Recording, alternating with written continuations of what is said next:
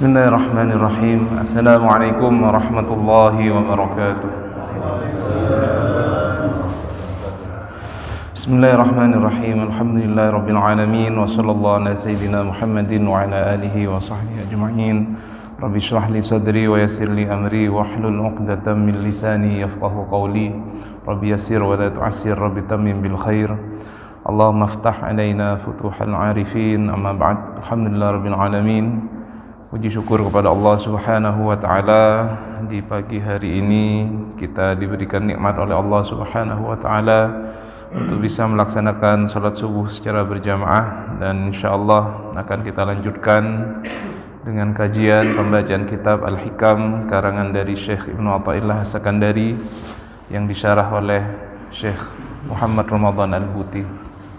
Hadirin jamaah yang dirahmati oleh Allah Subhanahu wa taala, kemarin kita sudah membahas sebagian potongan dari hikmah yang ke-16.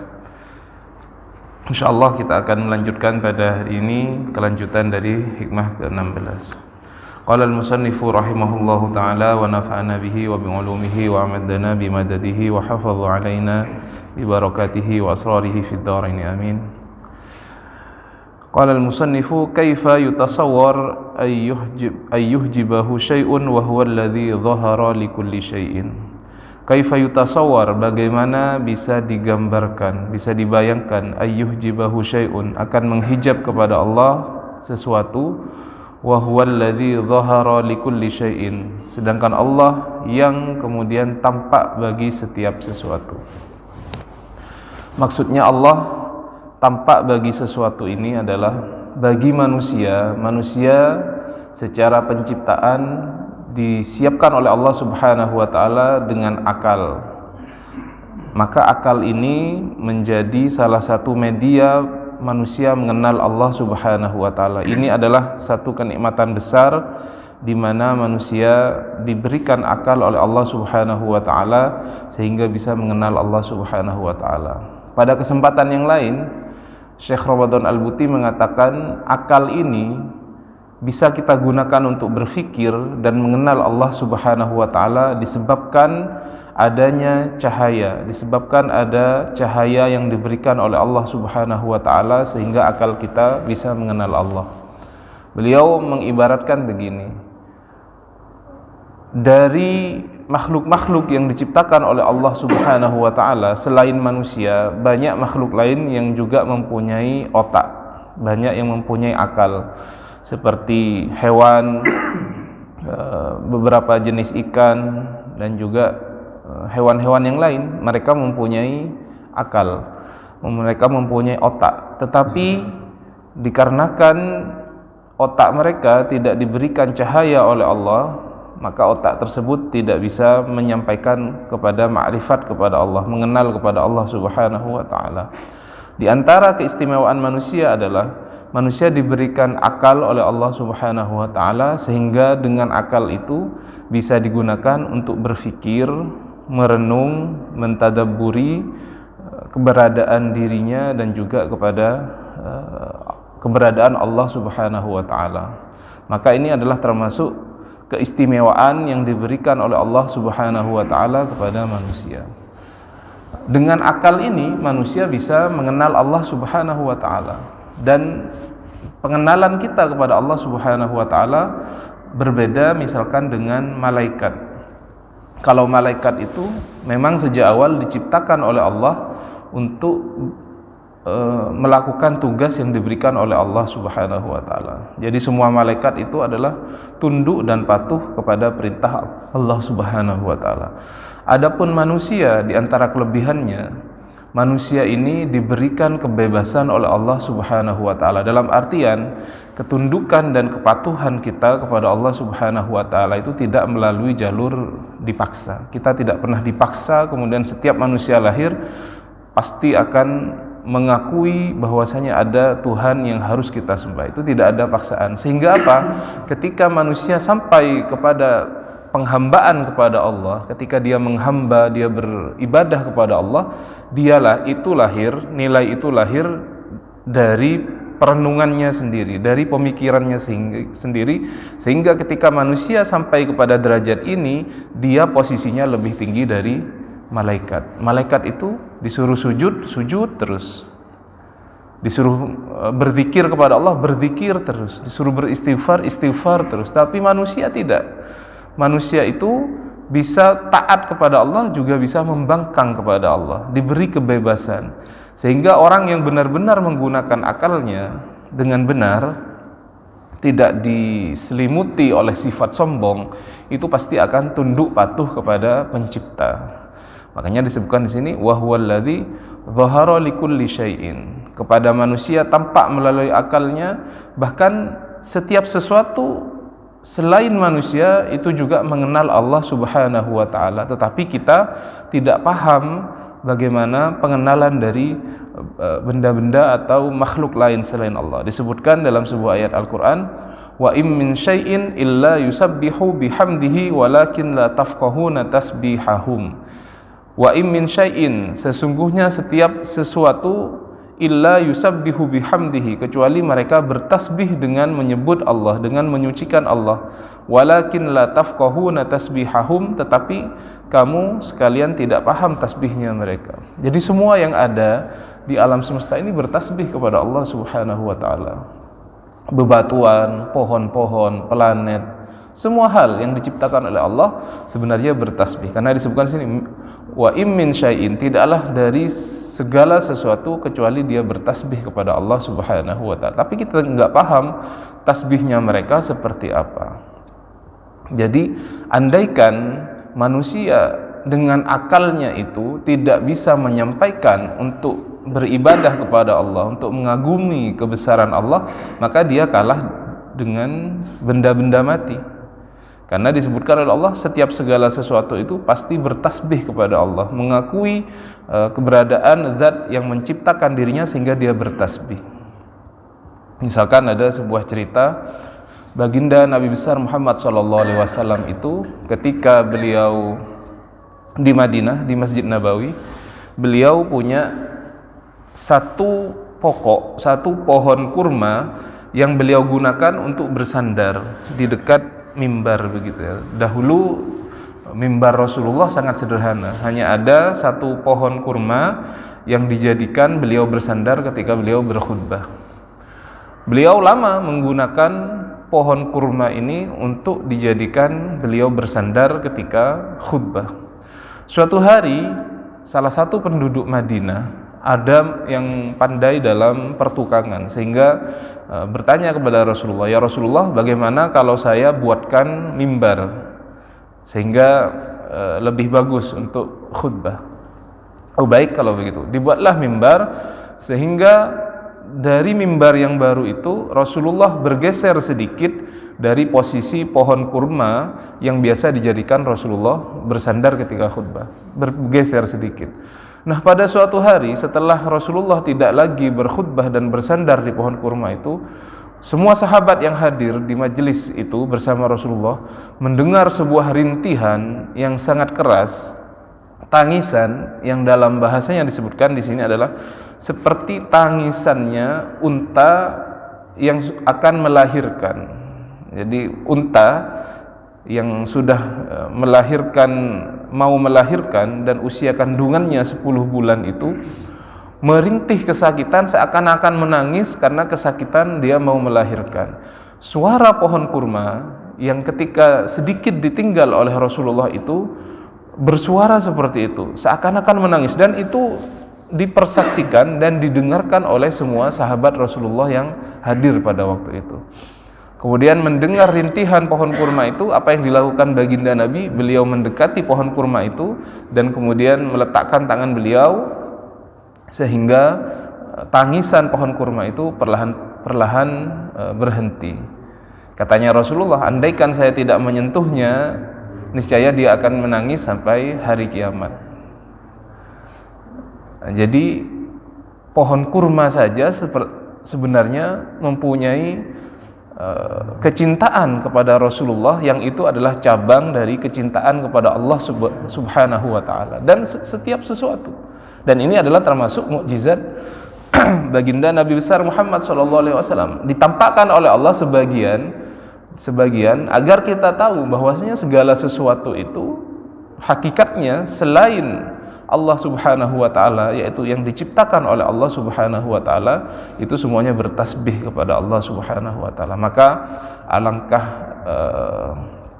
menyedihkannya apabila kita sebagai manusia yang diberikan akal oleh Allah Subhanahu wa taala tidak bisa menyampaikan kita untuk mencintai zat yang telah menciptakan kita. Itu cerita dan masyhur. Cerita nangisnya pokok kurma itu masyhur, menjadi mukjizat dari baginda Nabi besar Muhammad sallallahu alaihi wasallam, yaitu beliau menenangkan pohon kurma. Apa yang dikatakan oleh Rasulullah kepada pohon kurma itu? Beliau menawarkan begini, wahai pohon kurma, berhentilah menangis, saya beri kamu tawaran, kamu akan ditanam kembali di dunia ini dan kamu akan tumbuh subur, atau nanti saya janjikan kamu akan ditanam di surga. Akhirnya pohon kurma itu memilih untuk ditanam di surga, begitu ya. Sehingga menjadi bukti bagi kita bahwasanya segala sesuatu itu bertasbih kepada Allah Subhanahu. Namun kita yang nggak paham tasbihnya itu seperti apa, bebatuan ya. Termasuk ada yang mengatakan kalau beli tasbih itu beli tasbih yang terbuat dari kayu. Kenapa dari kayu? Karena dia ikut bertasbih katanya. Ya, menurut saya kalau berdasarkan wa in min syai'in illa yusabbihu bihamdihi ini, ya bukan hanya kayu, tasbih dari plastik pun dia berzikir kepada Allah Subhanahu wa taala. Nah, jadi setiap sesuatu berzikir kepada Allah, bertasbih kepada Allah Subhanahu wa taala. Dalam ayat yang lain disebutkan kullun qad alima salatahu wa tasbihahu. Masing-masing daripada sesuatu itu qad alima, sungguh mengetahui salatahu, bentuk salatnya, wa tasbihahu, dan tasbihnya. Setiap sesuatu itu bertasbih kepada Allah Subhanahu wa taala. Nah, makanya kalau kita pelihara burung, dia berbunyi tiap pagi, mungkin itu adalah bentuk tasbih kepada Allah Subhanahu wa taala. Kucing, sapi, dan bahkan benda-benda yang tidak bernyawa, bebatuan, cuman kita nggak paham, pohon ya. Dan ini terbukti, beberapa penelitian itu menunjukkan bahwasanya sebenarnya pohon satu dan pohon yang lain itu sebenarnya walaupun dia bukanlah makhluk yang berakal, tapi bisa berinteraksi satu dengan yang lainnya. Bisa berinteraksi satu dengan yang lainnya. Jadi ada penelitian bahwasanya satu pohon dengan pohon yang lain itu bisa saling memberikan informasi di mana ada letak sumber air dan lain-lain. Itu ada penelitian seperti itu. Dan semakin menegaskan bahwasanya segala sesuatu itu berzikir, bertasbih kepada Allah Subhanahu wa taala. Ya, tapi bukan seperti yang sering terjadi di Indonesia itu ya. Kalau ada pohon besar kemudian ditebang, ada yang kesurupan, itu lain. Itu penghuninya. Itu penghuninya. Kalau yang disebutkan tadi itu memang setiap sesuatu bertasbih kepada Allah Subhanahu wa taala, dengan bukti tadi menangisnya pohon kurma ketika ditinggal oleh Rasulullah sallallahu alaihi wasallam.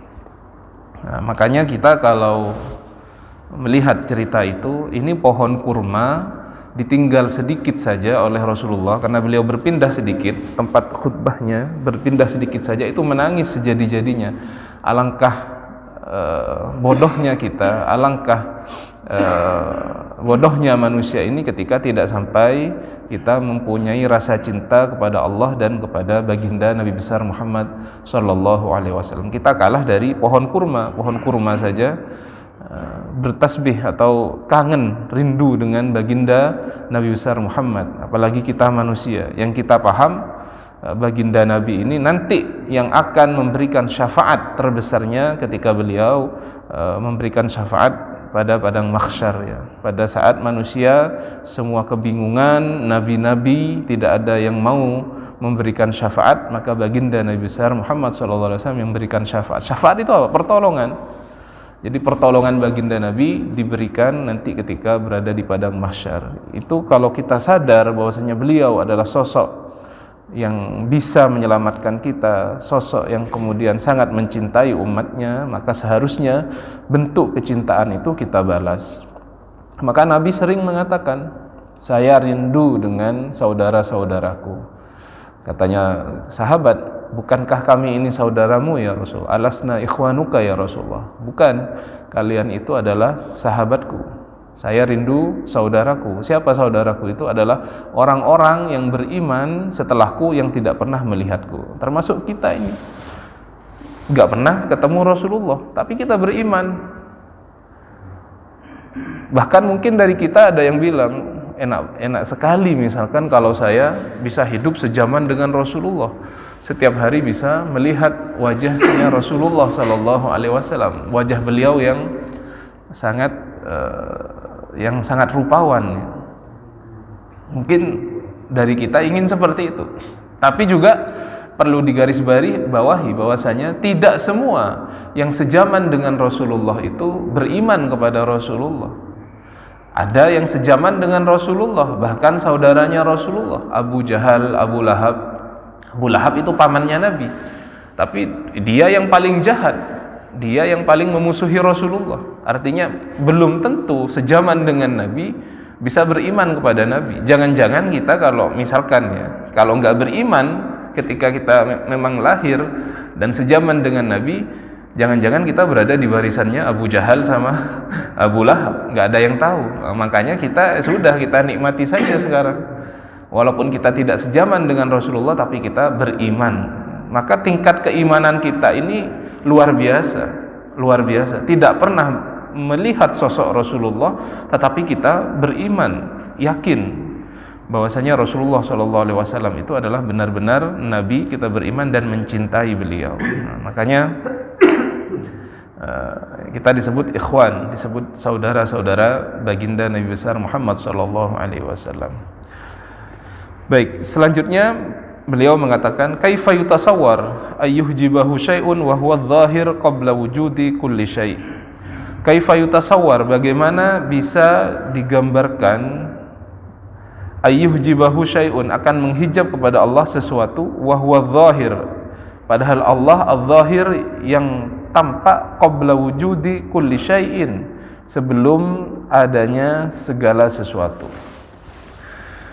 Jadi Allah Subhanahu wa taala itu adalah Allahu khaliqu kulli syai'in. Allah lah yang menciptakan segala sesuatu di alam semesta ini.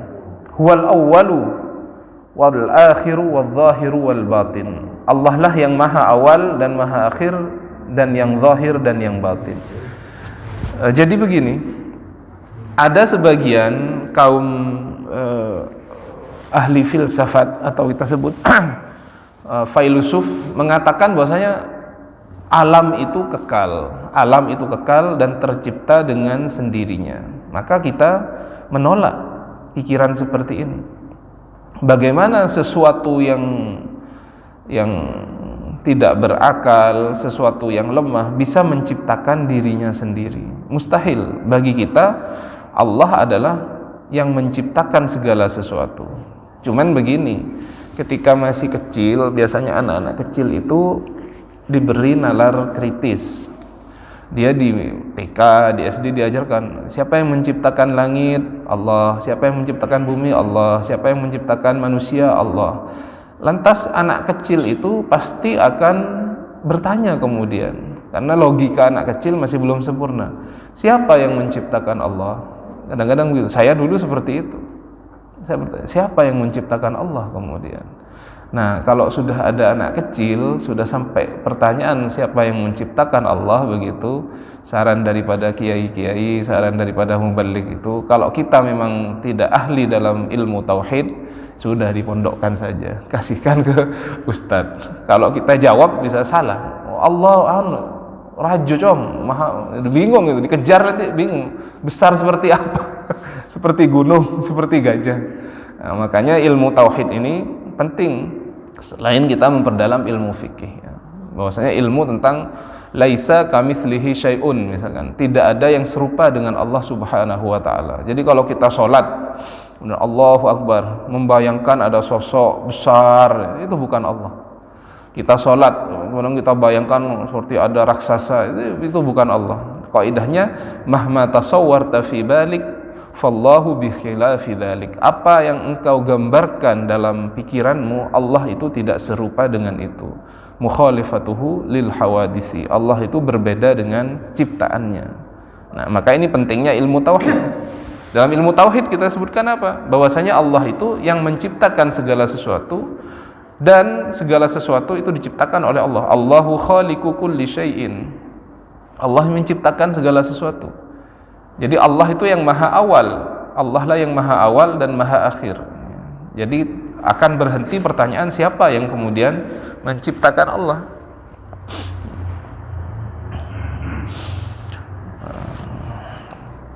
Baik.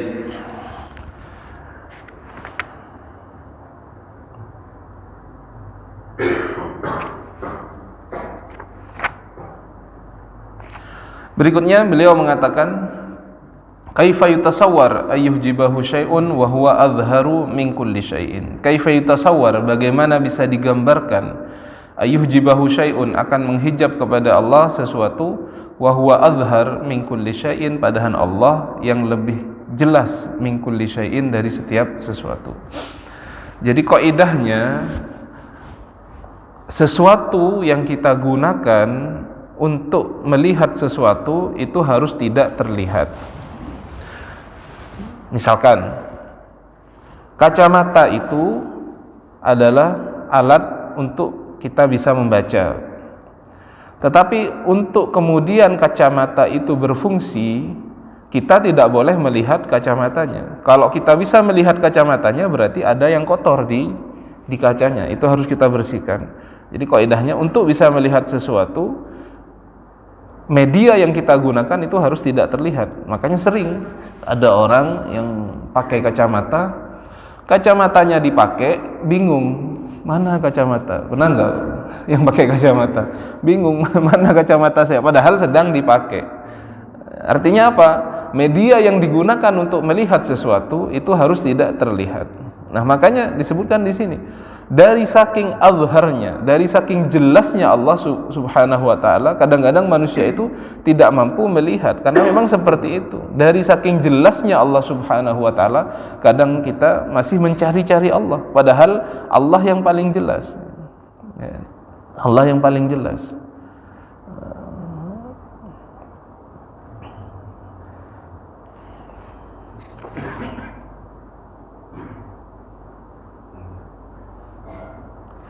Berikutnya beliau mengatakan, kaifa yutasawwar ayyuhjibahu syai'un wa huwal wahid alladzi laisa ma'ahu syai'. Kaifa yutasawwar, bagaimana akan tergambarkan, ayyuhjibahu syai'un, akan menghijab kepada Allah, syai'un, sesuatu, wa huwal wahid alladzi laisa ma'ahu syai'un, sedangkan Allah yang Maha Esa, alladzi laisa ma'ahu syai'un, yang tidak ada bersama Allah syai'un, apa, sesuatu. Jadi Allah itu kita sebutkan dalam surat Al-Ahad, Qul huwallahu ahad. Katakanlah bahwasanya Allah itu adalah yang Maha Esa, Allahus Samad. Allah lah tempat kita meminta.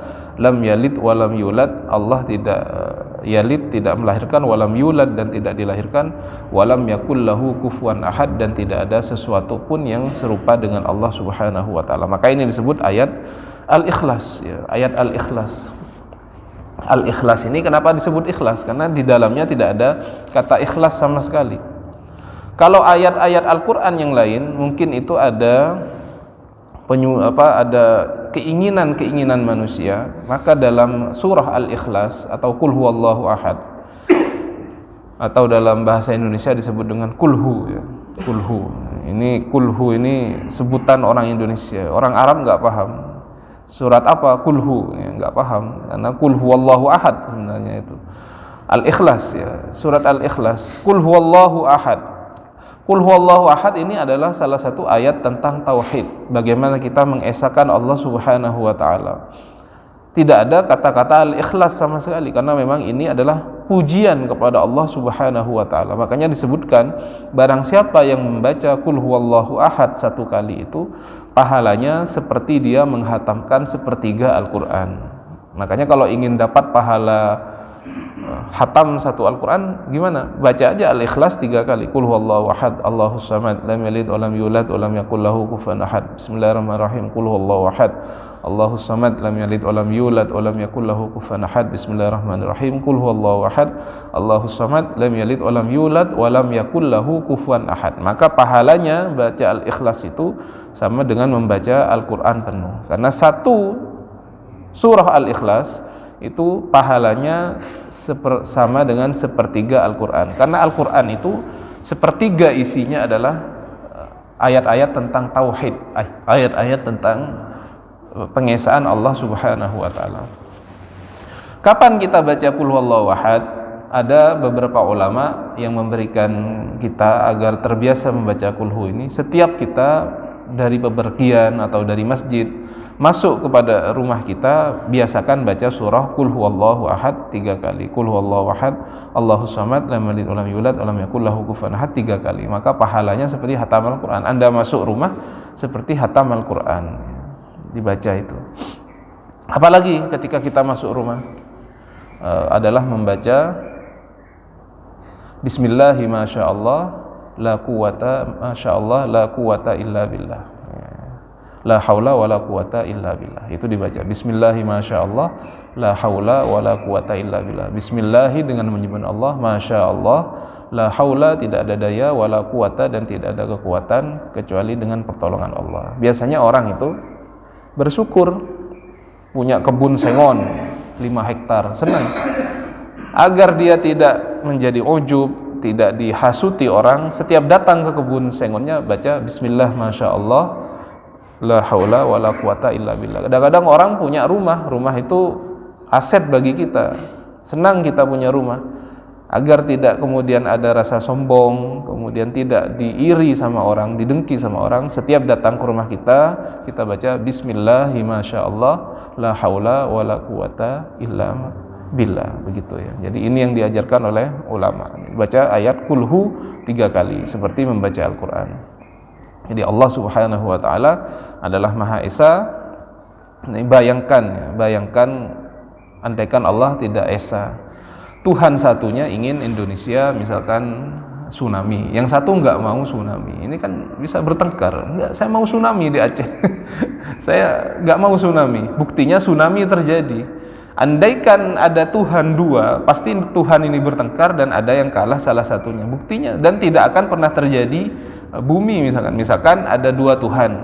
Satu Tuhan bilang saya ingin menciptakan bumi, Tuhan yang lain saya nggak mau menciptakan bumi. Ini bertengkar terus, pasti nggak jadi bumi.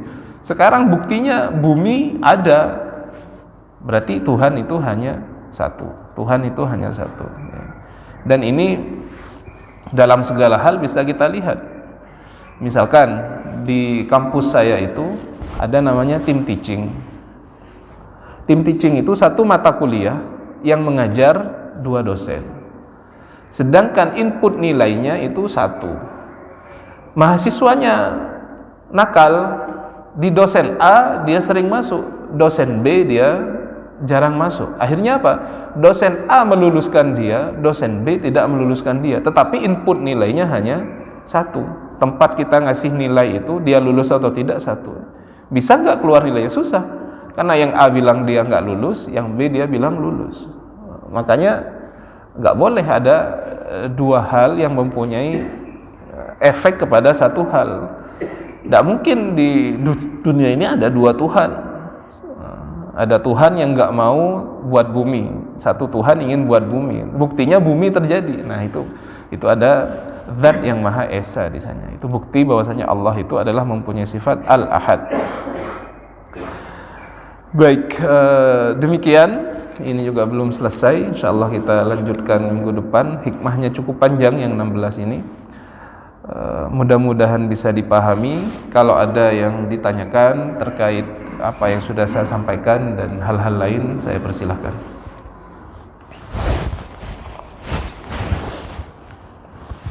Monggo, Pak. Waalaikumsalam.